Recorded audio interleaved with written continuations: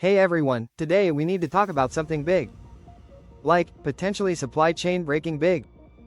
China just pulled the plug on a wide range of critical exports, rare earth metals and magnets that the global tech, auto, defense, and semiconductor industries absolutely depend on. And this isn't a drill. This is the first real move in what could become a devastating new phase of the trade war. Let's break down what's happening. China has suspended exports of several critical rare earth minerals and magnets. These aren't niche materials, they're essential for building electric cars, military drones, robots, jet engines, missiles, and even your smartphone. Right now, shipments of these rare earth magnets are being halted at Chinese ports. Why? Because Beijing is drafting a brand new regulatory framework, and until it's finalized, nothing leaves the country. Once the new rules are in place, they could permanently block exports to specific companies, especially American defense contractors. In other words, if your business relies on rare earth magnets or materials from China, you're now on a very short clock. So what exactly are we talking about here?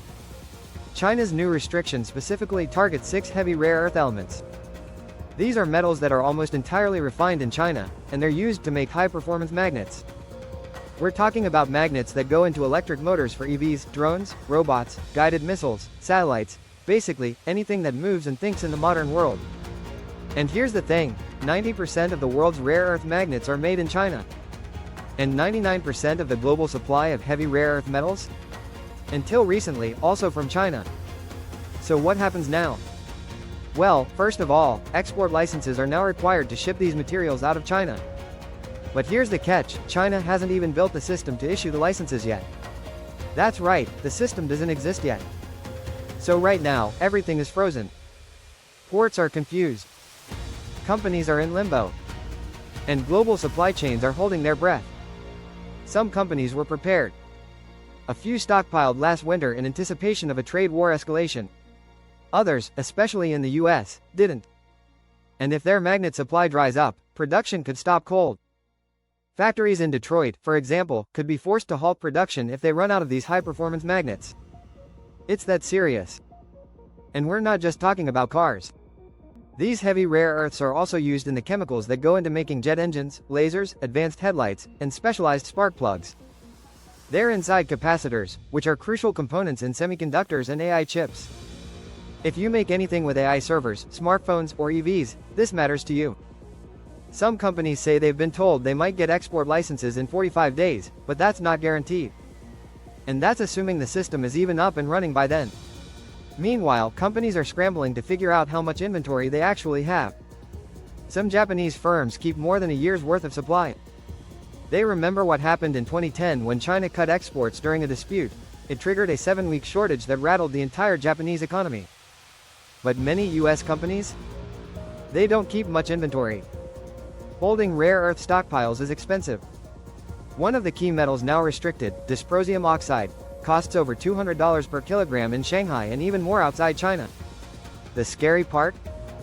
The ban isn't limited to the US. China's customs officials are blocking rare earth exports to countries like Germany and Japan too. And enforcement varies by port.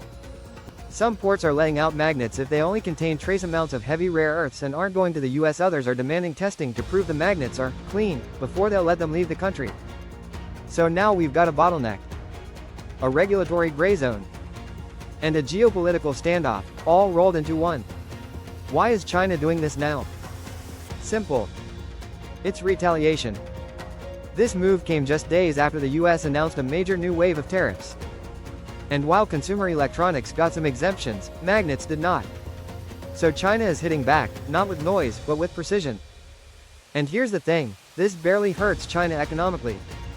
Rare earth magnets make up a tiny fraction of their export revenue. But blocking them could cause massive disruptions across the West. That's leverage. Let's talk about who's most exposed. China's biggest rare earth magnet factory is based in Guangzhou and supplies magnets to the world's top EV producers, including Tesla and BYD. BYD even uses some of the most advanced magnets in the world, 15 times stronger than conventional iron magnets. If production or export of those magnets is halted, the ripple effects could spread globally. And remember, most of China's magnet factories are clustered in Jiangxi province, near the city of Guangzhou. Even the rare earth mines feed directly into those refineries. If there's a regional lockdown or further export crackdown, Game over for several supply chains. The US has one rare earth mine, Mountain Pass in California.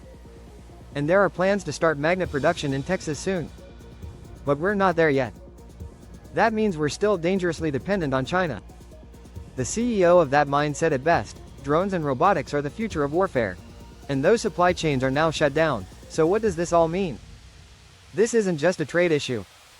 It's national security. It's supply chain resilience. And it's a wake-up call. The rare earth squeeze has officially begun. And if this drags on, it won't just be a story about materials, it'll be about whether or not the world's most advanced industries can keep running. Stay informed. Stay alert. And keep watching, because this story is just beginning. And if you want more deep dives like this, hit that like button, subscribe, and let us know in the comments, how serious do you think this is?